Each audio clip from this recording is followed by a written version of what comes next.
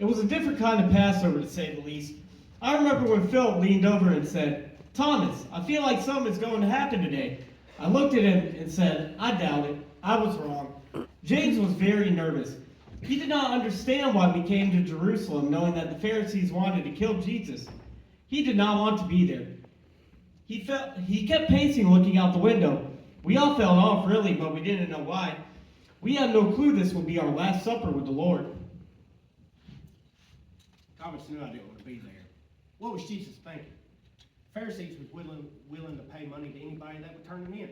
I told him we needed to lay low for a while and let things cool down. But he just kept saying, "For this hour I've come." What does that even mean? I thought. How are we going to protect our Lord if he keeps acting so recklessly? They had an army. We only had 12 men. Then Jesus got up from the table, walked over and grabbed the basin of water and a towel. And I was thinking at the time, what is Jesus doing with the foot water? He's not going to wash someone's feet, is he? I was wrong again. He got on his knees and started with Bartholomew first. We all just sat there kind of quiet, looking at each other. I couldn't hardly believe it. I felt so ashamed. I was just asking Jesus who was going to be the greatest in the kingdom, and here he was, knelt at my feet, getting ready to wash me. We'd been walking all day. My feet were repulsive. And then he looked at me, and he said, "I have given you an example that you should do as I have done to you." And I realized then Jesus' kingdom was different. You could tell John was embarrassed. He thought that him and his brother were the greatest and that Jesus loved them the most. Jesus even nicknamed them the sons of thunder. They were always putting their foot in their mouths, but not as much as Peter. I was next. Jesus came to me as a servant, but he was supposed to be our king. I said, "There's no way that I would let you wash my feet, Lord." And I thought I was so humble in saying this. He told me that I didn't understand now, but I will later.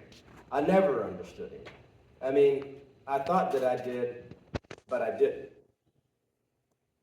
He had this look in his eyes that he looked like he loved me so much. I'll never forget it. It's the same look that he gave me whenever the rooster crowed. Peter was right about one thing. None of us ever really understood Jesus. I know I didn't. I doubted him a lot. I just couldn't understand how we were supposed to love our enemies, socialize with harlots and tax collectors, touch the unclean lepers, talk to the Samaritans. Then here is the Messiah, creator of the world, Lord of lords, over here washing our feet. He was supposed to be a king that would overthrow the Roman government. From there he went to Judas. Just like the others, started washing his feet. I had my suspicions about Judas, but Jesus made him treasurer. But I believe he was stealing money from the bag the whole time. I mean, how could he put the most untrusting guy in charge of the money? Didn't make any sense. He never seemed sold out to Jesus like the rest of us. And what's even more crazy is that Jesus knew everything. He knew that Judas would betray him. He knew that Satan had entered his heart. He knew that for 30 lousy pieces of silver that Judas would turn him in. Is that all that Jesus was worth to him?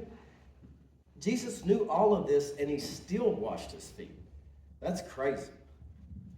That's who he was, though. Jesus loved his enemies, even the ungrateful, even the ones that would never acknowledge him, even the ones that would never love him back.